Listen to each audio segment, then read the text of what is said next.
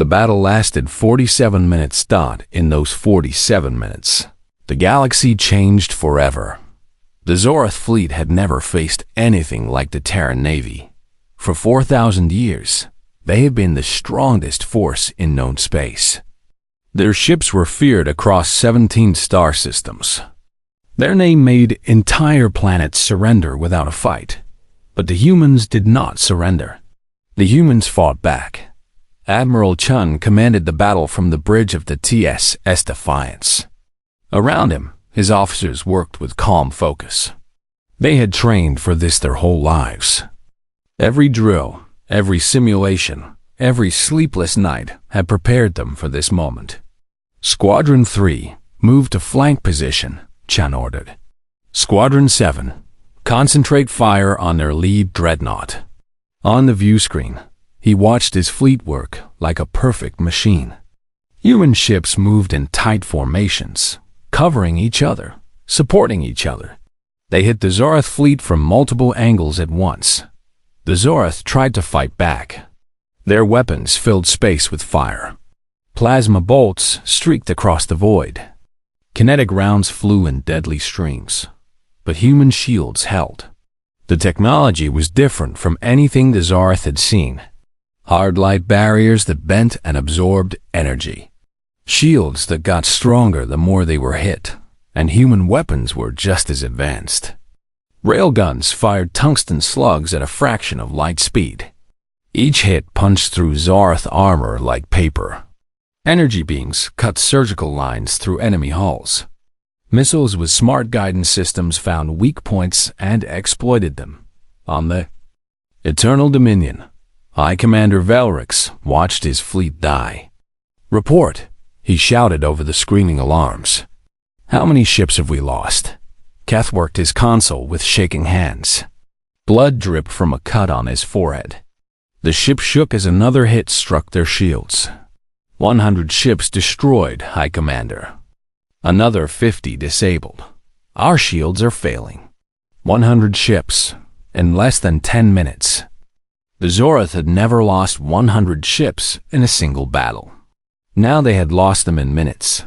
"This cannot be happening," Velrix said. "This cannot be real." But it was real. On the view screen, he could see it. Human ships tearing through his formation. Zorath vessels exploding one after another. Fire and debris filling the space around Earth. Captain Harper stood on the bridge of his destroyer, watching the chaos.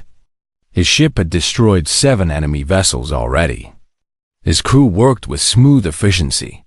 "Target the enemy cruiser at bearing 274, he ordered. Lieutenant Amy Torres tracked the target on her console. "Locked, Captain. Fire. 3. Railgun rounds hit the Zorath cruiser in rapid succession. The first broke its shields. The second cracked its hull. The third tore it in half. "Target destroyed," Torres reported. "Find me another one," Harper said. Across the battlefield, human ships did the same. They moved fast, faster than the Zorath could track. They hit hard, harder than the Zorath could stop. They worked together in ways the enemy could not match. The Zorath fought in a simple way. Big ships with big guns. Point and shoot. It had worked for 4,000 years, but humans fought differently. They used tactics. They used teamwork. They used their brains. Small human frigates would draw fire while destroyers flanked from the sides.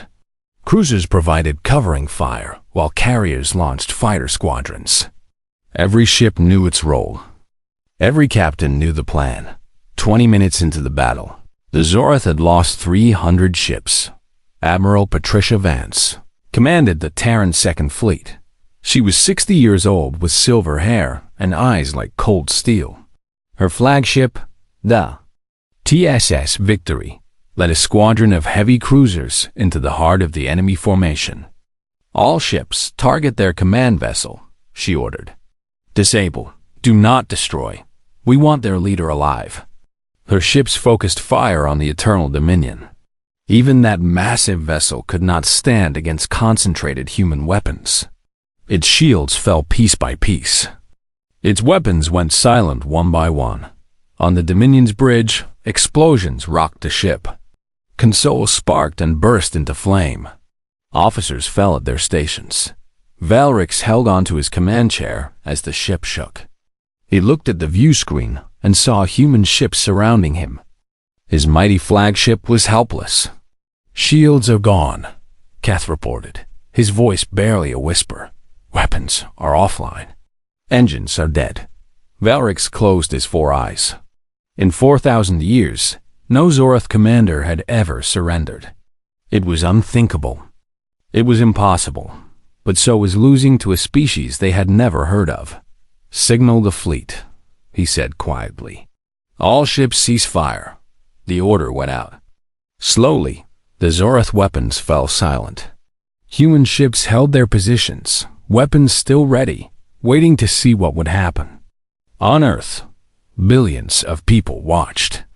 They had seen the battle unfold in real time. They had watched their fleet face impossible odds. They had seen human ships destroy enemies 10 times their size. And they had seen humanity win. In the command center in Geneva, Admiral Morrison stood silently. Around him, officers and staff stared at their screens. No one spoke. No one breathed. Then Lieutenant Sullivan broke the silence. "Sir, the enemy fleet has ceased fire. We're receiving a surrender signal from their flagship." Morrison nodded slowly. He did not smile. He did not cheer. This was not a time for celebration. This was a time for work. "Signal Admiral Chun," he said. "Tell him to secure the enemy commander. And tell Admiral Vance to begin rescue operations. There will be survivors in that debris field. Human or alien, we save who we can." President Mitchell stood beside him. Her eyes were wet, but her voice was steady. "How many did we lose?" she asked. Morrison checked his reports. 17 ships damaged, 3 destroyed, 241 crew members killed. 241 humans had died in the Battle of Earth. Their families would mourn them.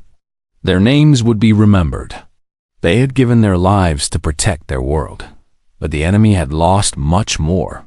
700 Zoroth ships destroyed, 150 disabled, hundreds of thousands of alien crew dead or wounded. The mightiest fleet in the galaxy, broken in less than an hour. On the Eternal Dominion, Valrix sat in the darkness of his ruined bridge. Emergency lights flickered. Smoke filled the air. Around him, his surviving officers tended to the wounded. He thought about his empire. He thought about the 17 systems they ruled. He thought about the species they had conquered. None of them had ever fought back like this. None of them had ever won. The humans had done something no one else had ever done. They had beaten the Zoroth, and deep down, in a place he did not want to look, Valrix felt something he had never felt before. Fear. Because if the humans could do this with 200 ships, what could they do with more?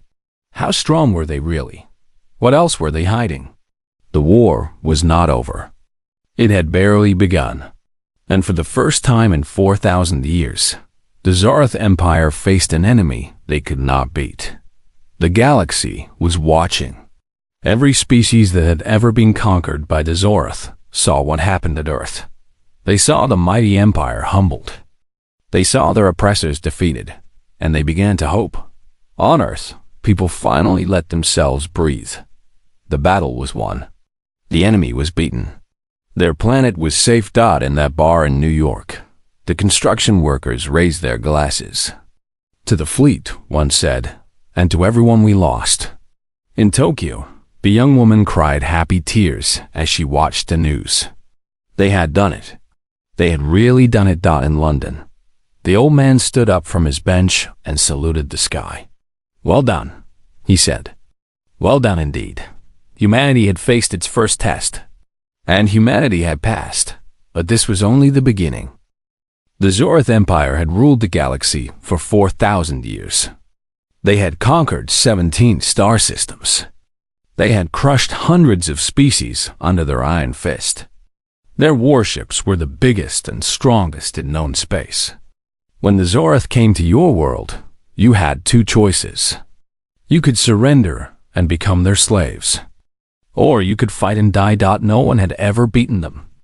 Not once in 4,000 years. High Commander Valrix stood on the bridge of his flagship, the Eternal Dominion. It was a massive ship, almost 2 miles long. Its weapons could destroy cities in seconds. Its shields could stop almost any attack. Valrix had commanded this ship for 30 years. He had conquered 6 planets himself. He was proud of his work. Now he looked at the blue planet on his screen. His scouts had found it 3 years ago. They had watched it carefully. They had studied its people. The planet was called Earth. Its people called themselves humans. Valrix had 4 eyes, like all Zorath. 2 were large and sat in the front of his face. 2 smaller ones sat on the sides of his head. All 4 eyes now studied the data on his screen. Humans were weak creatures. They had soft skin and no natural weapons. They fought each other constantly. Their planet was divided into many small nations that could not agree on anything. They had only reached their own moon about 100 years ago. Their space technology was primitive. This would be easy. "Keth," Valrix said to his young tactical officer, "how many ships do they have in orbit?" Keth checked his screens. "I count 12 small vessels, High Commander. None of them have weapons that could hurt us." Valrix made a sound like laughter. 12 ships. We brought 1,000. He turned to his communications officer. "Send the standard message. Give them 1 day to surrender." The message was sent to every screen on Earth at the same time. Every television. Every computer. Every phone. Billions of humans saw the face of High Commander Valrix appear before them. "Inhabitants of the 3rd planet," Valrix announced. His voice was deep and rough. "You are now claimed by the Zorath Empire. You will surrender your governments. You will surrender your military forces. You will surrender your resources. You have 1 planetary rotation to comply. If you resist, we will destroy you." The message ended. Valrix smiled. He had given this speech many times before. The reaction was always the same. Panic, fear, then surrender. But on Earth, something different was happening. Admiral Jack Morrison sat in the Terran Defense Command Center in Geneva. It was a huge underground room filled with screens and computers. Hundreds of people worked here, watching Earth and the space around it. Morrison was 62 years old. He had gray hair and a calm face. He had spent his whole life preparing for this moment. Every day for 40 years, he had wondered if today would be the day. If today, something would come from the stars. Now something had. He watched the alien message play on the big screen. He took a slow drink of his coffee. It was blue coffee. He did not want it to get cold. Lieutenant Kate Sullivan stood next to him. She was young, only 28, but she was one of the smartest officers he had ever worked with. "Sir," she said, "every nation is calling. They want to know what to do." "Tell them to stay calm," Morrison said. "And get me Admiral Chun. Tell him it's time." "Time for what, sir?" Morrison looked at her and smiled. It was not a worried smile. It was the smile of a man who had been waiting a long time for something, and now it was finally here. Time to show our guests what humanity can do. Across the world, humans watched the alien message. It played again and again on every channel. The aliens had threatened them. The aliens had demanded surrender, but something strange happened. There was no panic. There were no riots in the streets.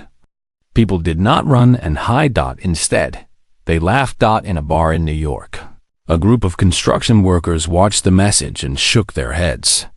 "Can you believe this guy?" One of them said. "He thinks he can just show up and we'll give him everything?" "He's going to learn," another said. "He's going to learn real fast." In Tokyo, a young woman looked at her phone and typed a message to her friends. "Did you see the aliens? They look so confident. They have no idea. In London, an old man sat in a park and watched the message on a small screen. He had fought in wars when he was young. He knew what humans could do when they were pushed. He almost felt sorry for the aliens. Almost thought the reason for this calm was a secret. A very big secret.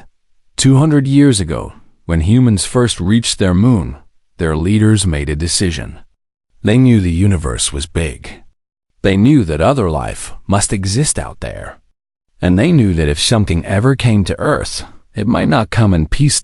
So they started building in secret. In hidden bases on the moon and Mars, and in the asteroid belt, humans built ships. Not small ships like the 12 satellites the aliens had seen. Big ships. Warships. Ships with weapons that could crack planets open. Ships with shields that could stop almost anything. Ships with engines that could cross the solar system in days. They built 200 of these ships. They trained crews to fly them. They waited for 200 years. They waited and now, hidden behind the dark side of the moon, the Terran First Fleet sat in silence. Admiral William Chun stood on the bridge of the flagship, TS Defiance. He was a short man with a round face and sharp eyes. He had trained for this his whole life, just like his father before him and his grandfather before that. All ships report ready, Admiral. His first officer said. Chan nodded. Good. We wait for the signal. On Earth, Admiral Morrison was meeting with the leaders of every major nation. They gathered in a secure video call, their faces filling a wall of screens. President Laura Mitchell of the United States spoke first. Admiral Morrison, what are our options? We have two choices, Madam President, Morrison said. We can surrender. Or we can fight. Can we win? Asked the Prime Minister of Britain. Morrison smiled again. Yes, we can win. We have been preparing for this for 200 years. Our fleet is ready. Our weapons are ready. We are ready. The leaders looked at each other. For a moment, no one spoke. Then President Mitchell nodded. Then we fight. One by one, every leader agreed. Morrison turned to his staff. Send the message to Admiral Chun. Tell him to get ready. When the time comes, we will show these aliens what happens when you threaten Earth. In orbit around Earth, the Zorath fleet waited. High Commander Velrix was confident. He had done this many times before. In a few hours, the humans would surrender. Then he would land his troops. He would take control of their governments. He would send their resources back to the Empire. It would be simple. He had no idea that behind the moon, 200 human warships were powering up their engines. He had no idea that the 12 small satellites he had seen were just decoys. He had no idea that for the first time in 4,000 years, the Zorath Empire was about to face a real fight, and humanity waited. They watched the alien ships on their screens. They saw the massive fleet surrounding their planet. And they smiled, because they knew something the aliens did not. The Zorath had come looking for easy prey. They had found something very different. They had found humanity. And humanity did not surrender. Humanity did not quit. When you pushed humanity, humanity pushed back. The aliens were about to learn this lesson the hard way. 23 hours passed since the alien message. The Zorath Armada held position around Earth. 1,000 warships formed a perfect sphere around the planet. Each ship was armed with weapons that could level a city. Each ship carried soldiers ready to land and take control. High Commander Velrix sat in his command chair and waited. He was patient. He had done this many times before. The pattern was always the same. First the threats, then the fear, then the surrender. Any moment now, the humans would contact him. They would beg for mercy. They would agree to his terms. And another world would fall to the Zorath Empire. High Commander, Keth said from his station. We are receiving a transmission from the planet. Valeric smiled. Put it on screen. But instead of a frightened leader ready to surrender, he saw something else. A single ship emerged from behind the moon. It was small compared to his massive dreadnoughts. It looked almost like a toy. What is this? Valeric asked. The ship stopped about 100 miles from the Eternal Dominion. Then it sent a message. On the bridge of the TSS Defiance, Captain Ben Harper stood tall in his uniform. He was 45 years old, with a strong jaw and steady hands. Behind him, his crew worked at their stations. Everything was ready. Open a channel, Harper ordered. His communications officer, a young woman named Lisa Park, nodded. Channel open, Captain.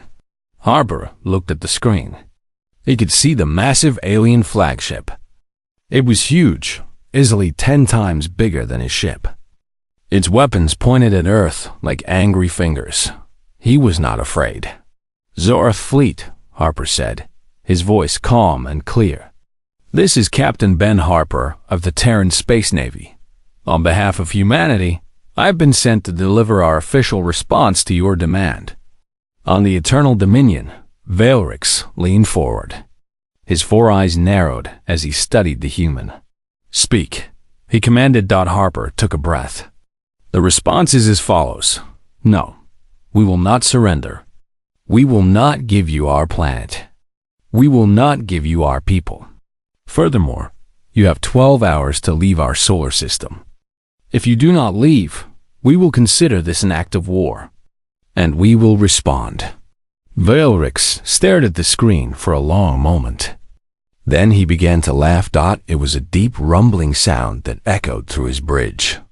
His officers looked at each other, unsure what to do. Their commander was laughing so hard that tears formed in his large eyes. One ship, Valeric said between laughs. They send one ship to threaten us. One tiny ship against 1,000. He wiped his eyes and looked at the screen again. Human, do you understand what you are doing? We have conquered 17 star systems. We have crushed species far more advanced than yours. And you think one ship can stop us? Harper did not smile. He did not frown. His face showed nothing. You have 12 hours, he repeated. I suggest you use them wisely. The transmission ended. Valeric shook his head, still amused. These humans are either very brave or very stupid. Perhaps both. High Commander, Keth said quietly. I am detecting strange energy readings from behind the moon. Valeric waved a hand. Ignore it. It is probably just their primitive power systems. Prepare the subjugation bombardment. We will teach these humans what happens when you defy the Zarth Empire. Keth hesitated. Sir, the readings are very large. Much larger than anything we have seen from them before. I said ignore it, Valeric snapped. Target their major cities. We will destroy a few million of them to make our point. Then they will surrender. On Earth, Admiral Morrison stood in the command center. Around him, screens showed the Zorath fleet from every angle. He could see their weapons charging. He could see them preparing to attack. President Mitchell stood beside him. Her face was calm, but her hands were tight at her sides. They're going to fire, Lieutenant Sullivan reported. Energy buildup in their weapon systems. They're targeting New York, London, Beijing, and Tokyo. How long? Morrison asked. 3 minutes. President Mitchell looked at Morrison. Is our fleet ready? They've been ready for 200 years, Madam President. She nodded slowly. Then light them up. Morrison turned to his communications officer. Send the signal to Admiral Chun. All ships are cleared to engage. Behind the moon, Admiral Chun received the message. He stood on the bridge of the Defiance, surrounded by his command staff. For a moment, he closed his eyes. His whole life had led to this point. His father had trained him. His grandfather had trained his father. 3 generations of his family had prepared for this moment. Now it was here. All ships, Chun said, his voice steady. This is Admiral Chun. Execute Attack Plan Alpha. Show them what humanity can do. 200 warships powered up their engines at the same time. They had been hiding in the shadow of the moon, invisible to Zorath sensors. Now they moved. They poured around the edge of the moon like a river of steel and fire. Their hulls gleamed in the sunlight. Their weapons powered up with a hum that shook the very fabric of space. On the Eternal Dominion, alarms suddenly screamed. Kef's hands flew across his console. His eyes went wide. "Hi, Commander!" Multiple contacts emerging from behind the moon. "I count. One count 200 ships." Valric spun toward the view screen. What he saw made his blood run cold. Human ships. Dozens of them. Hundreds of them. They were not small and primitive like the satellites. They were warships. Real warships. They moved in perfect formation, their weapons already tracking the Zorath fleet. "Impossible," Valrix whispered. "Where did they come from?" "On Earth." Billions of people watched. Every screen on the planet showed the same thing. The Terran fleet revealing itself. Humanity's secret weapon, hidden for 200 years. Finally shown to the universe. In homes and offices. In schools and hospitals, in coffee shops and parks. People stopped what they were doing and watched. They saw their ships emerge from the darkness. They saw their fleet face the enemy. And they smiled. In that bar in New York, the construction workers stood up and cheered. "There they are," one shouted. "There's our boys." In Tokyo, the young woman clutched her phone and typed quickly to her friends. "Did you see? Did you see? We have a fleet. A real fleet." In London, the old man in the park nodded slowly. "Now it begins," he said to no one in particular. "Now those aliens will understand." The Zorath fleet tried to respond. Valrix screamed orders at his officers. Ships turned to face the new threat. Weapons locked onto human vessels. But it was already too late. "All ships," Valrix commanded. "Open fire! Destroy them." 1,000 Zorath warships opened fire at once. The space between the fleets filled with plasma bolts and kinetic rounds. Enough firepower to destroy a small moon streaked toward the human fleet. On the TSS Defiance, Captain Harper watched the incoming fire on his screen. "Shields up," he said calmly. The shots hit the human shields and stopped. They did not break through. They did not even flicker. The human shields held firm. "All batteries," Harper ordered. "Return fire." And humanity struck back. Railguns sent metal slugs at incredible speeds. Energy weapons carved lines of light through space. Missiles launched in swarms, guided by computers faster than any living mind. The first Zorath ship exploded 3 seconds after the battle began. Then another. Then another. Valrix watched in horror as his mighty fleet began to die. Ships that had conquered worlds were being torn apart by human weapons. Ships that had never lost a battle were now burning wrecks. "How is this possible?" he asked. "How?" No one could answer him. There was no answer. The humans had simply been preparing for longer. They had been waiting. They had been ready. And now the galaxy would know it. The battle had begun, and the Zorath Empire was losing. The surrender was broadcast across the galaxy. On 100 worlds, on 1,000 space stations, trillions of beings watched the same message. The mighty Zorath fleet reduced to burning wreckage around a blue planet. High Commander Valrix, standing in chains aboard a human ship. The Zorath Empire had never lost a battle in 4,000 years. Now, they had lost everything. Captain Harper personally escorted Valrix from the ruined Eternal Dominion to the TSS Defiance. Human soldiers surrounded the alien commander. Energy restraints held his arms. His 4 eyes looked at everything, missing nothing. The human ship was smaller than his flagship, but it was cleaner, more efficient. Everything had a purpose. There was no wasted space, no useless decoration. These humans built their ships for war, Velrix realized. Not for show, for actual, real war. Harper led him to a conference room. It was a simple space with a metal table and several chairs. A window looked out at the debris field that had been Velrix's fleet. "Sit down," Harper said. Velrix remained standing. His pride would not let him sit on command like a trained animal. Harper shrugged. "Suit yourself." He sat down across the table and looked at the alien commander. For a long moment, neither spoke. Then Velrix broke the silence. "You will pay for this humiliation. The Zoroth Empire has 10,000 ships across 17 systems. You have made an enemy you cannot defeat." Harper did not blink. "How many ships did you bring here?" 1,000. More than enough to conquer any world. "And how many of those are still working?" Velrix said nothing. He knew the answer. Less than 100 of his ships could still fly. The rest were destroyed or disabled.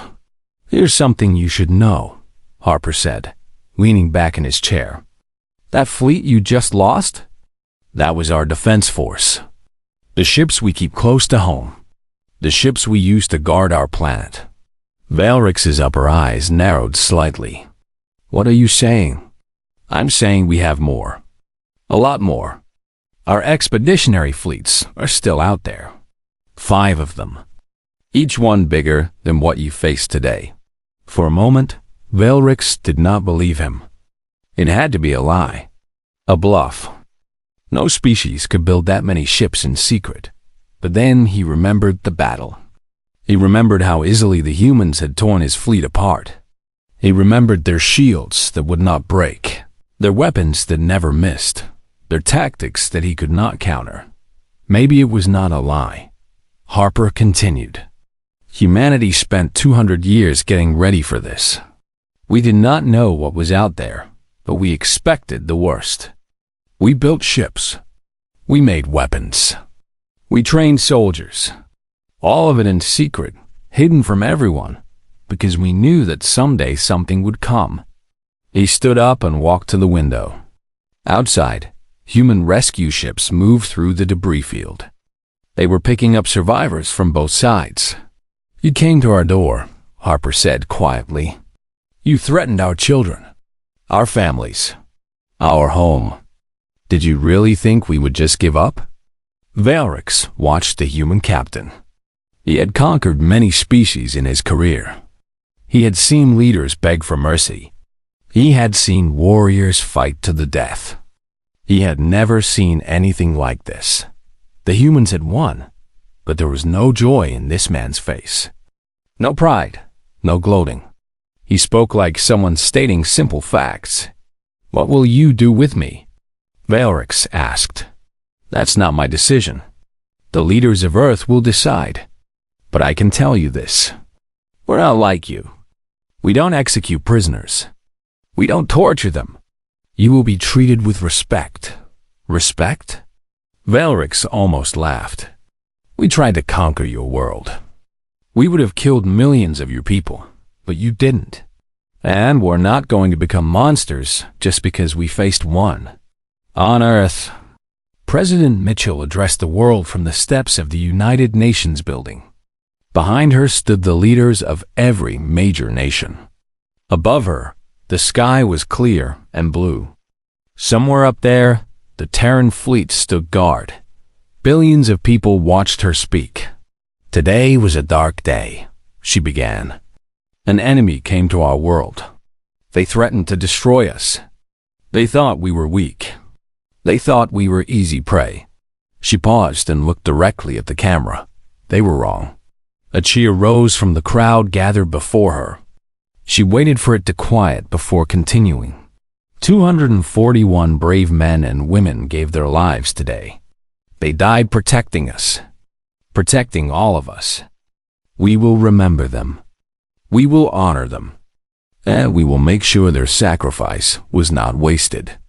She took a breath. But this is not the end. It is the beginning. We have won this battle, but the war may just be starting.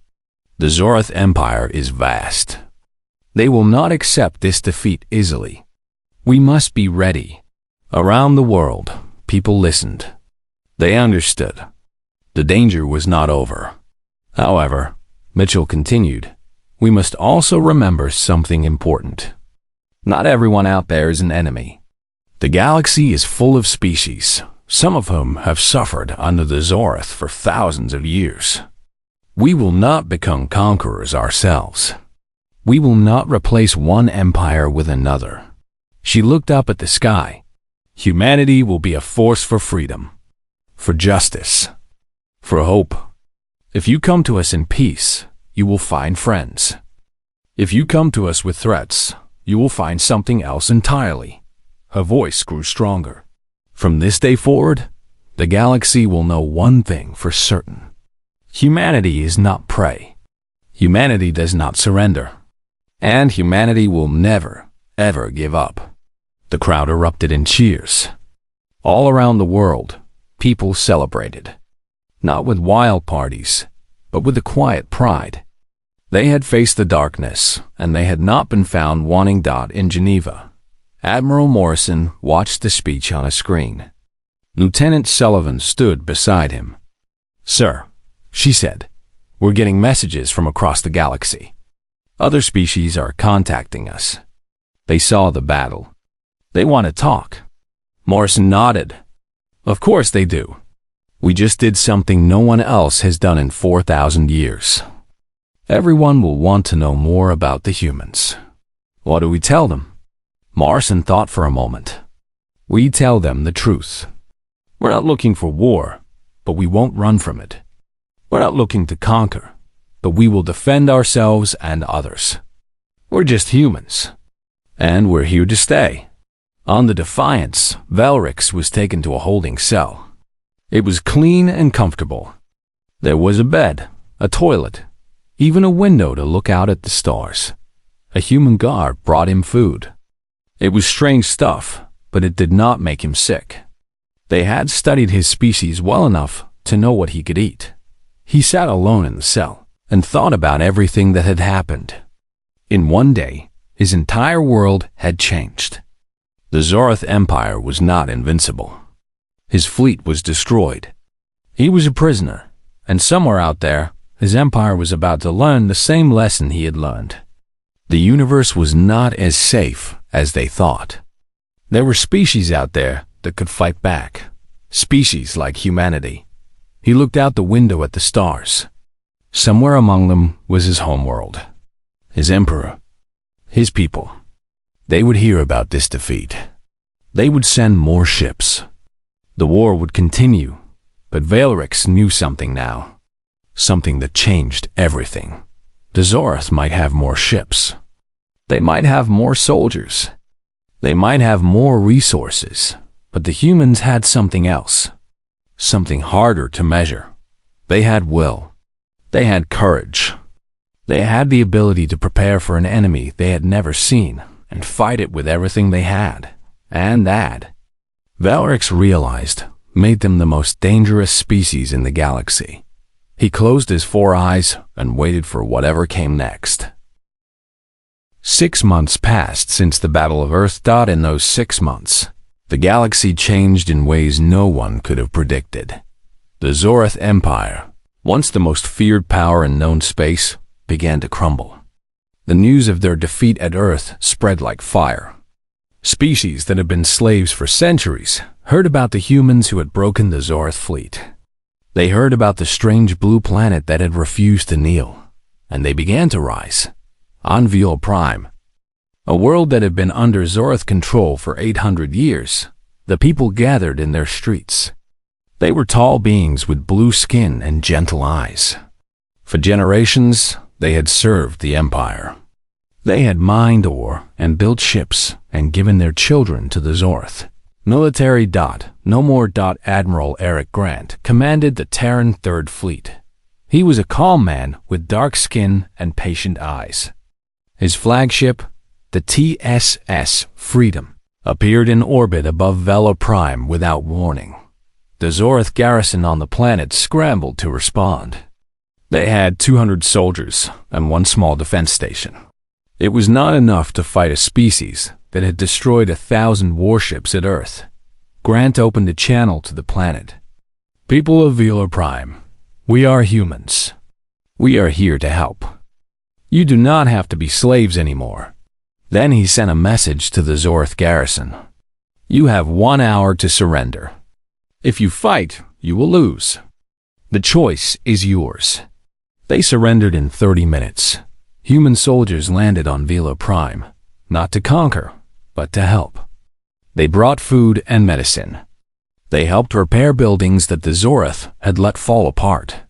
They set up communication systems so the Vela people could talk to each other freely for the first time in centuries. The Vela watched these humans with wonder. These were the people who had beaten the Empire. These were the warriors who had destroyed 1,000 ships. They seemed so normal, so kind. An old Vela woman approached a young human soldier named Danny. He was helping distribute water to the crowd. Why are you doing this? She asked. What do you want from us? Danny smiled. He was only 23, young and nervous about being on an alien world. We don't want anything, ma'am. We're just here to help. But no one helps for free. There is always a price. Danny thought about this for a moment. I guess the only thing we want is for you to be free. And maybe, someday, be our friends. The old woman stared at him for a long time. Then she smiled. It was a small smile, careful and uncertain. But it was real. Friends, she said, as if testing the word. We have not had friends in a very long time. Across the galaxy, the pattern repeated. Human fleets appeared in orbit above conquered worlds. They offered help. They offered freedom. They did not demand anything in return. Some worlds accepted immediately. Others were suspicious at first. They had been tricked before. They had been conquered by empires that claimed to be liberators. But the humans proved themselves.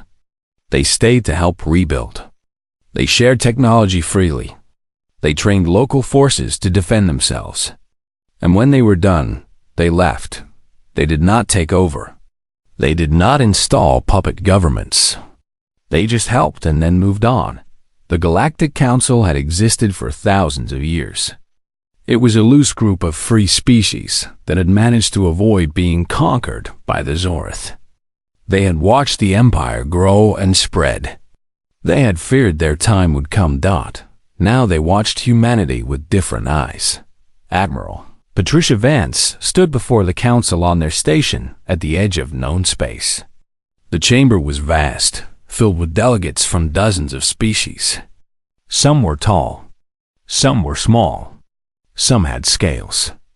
Some had feathers. All of them were watching the human woman who had helped break the Zorth fleet. We did not come to the stars looking for war, Vance said. Her voice was strong and clear. But we were ready for it. We will always be ready for it. A delegate from the Rin Consortium raised a limb. They were insect-like beings with compound eyes and quick minds. What do you want from us? Vance smiled. We want what any neighbor wants. Trade, communication, understanding. We do not want to build an empire.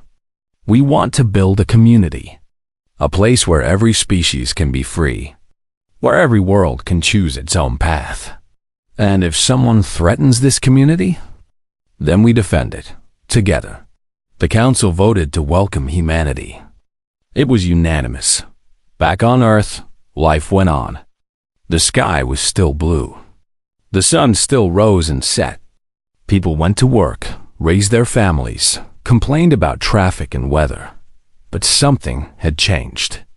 There was a new feeling in the air. A quiet pride. A sense that humanity had taken its place among the stars. President Mitchell served the rest of her term and then retired.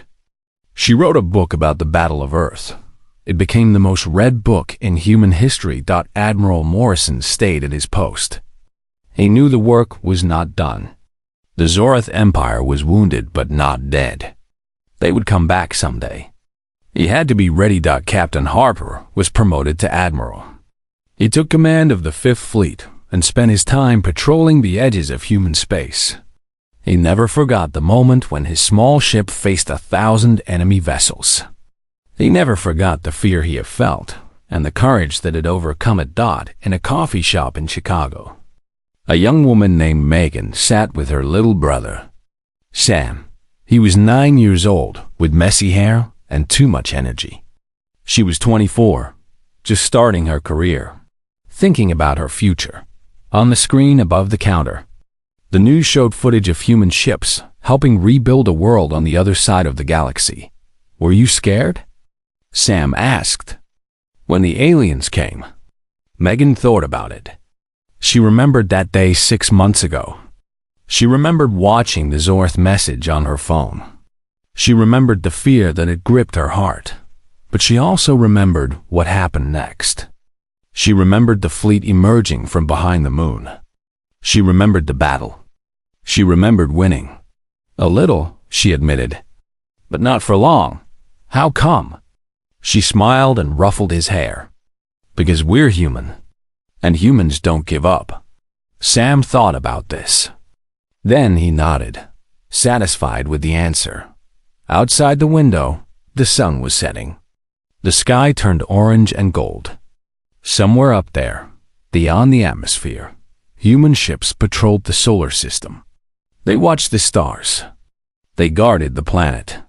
They were ready for whatever came next. The Zoroth Empire was still out there. They were licking their wounds, gathering their strength. Someday they would try again. Or maybe another threat would come.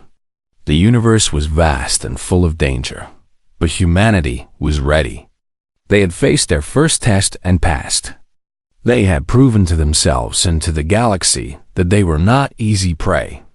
They were humans. They explored. They built. They dreamed. And when someone threatened them, they fought back. The galaxy had sent a challenge to the little blue planet. The Zoroth Empire had thought they would find easy conquest. They had found something very different. They had found a species that had spent 200 years preparing for war while hoping for peace. A species that could go from divided nations to a united force in hours. A species that would not bow, would not break, would not surrender. They had found humanity, and the galaxy would never be the same. Far away, in the depths of space, other species were beginning to hear the stories. Stories of a blue planet that had defied the Zoroth. Stories of a fleet that had appeared from nowhere and won. Stories of a people who helped strangers simply because it was right. Some feared these humans. Some hoped to learn from them. Some dreamed of meeting them. But all of them knew one thing for certain. The universe had a new player. And everything was about to change. In that coffee shop in Chicago, Megan paid for her drink and took her brother's hand. They walked out into the evening air. Above them, the first stars were appearing in the darkening sky. Megan? Sam asked. Yeah. Do you think I could join the fleet when I grow up? She looked down at him. His eyes were bright with excitement. He was thinking about ships and stars and adventures beyond imagination. Maybe, she said. If that's what you want. Sam nodded firmly. I want to help people. Like the soldiers on the news. Megan squeezed his hand. Then that's exactly what you'll do. They walked home together under the stars.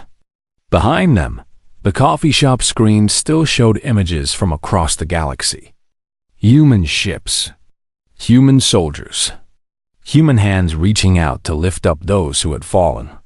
The story was just beginning. There would be more battles to fight. More worlds to free. More challenges to face. But for now, on this evening in Chicago, a young boy dreamed of the stars. And somewhere up there, humanity stood Watch. Ready for anything. Ready for everything. Ready to show the universe what it really meant to be human.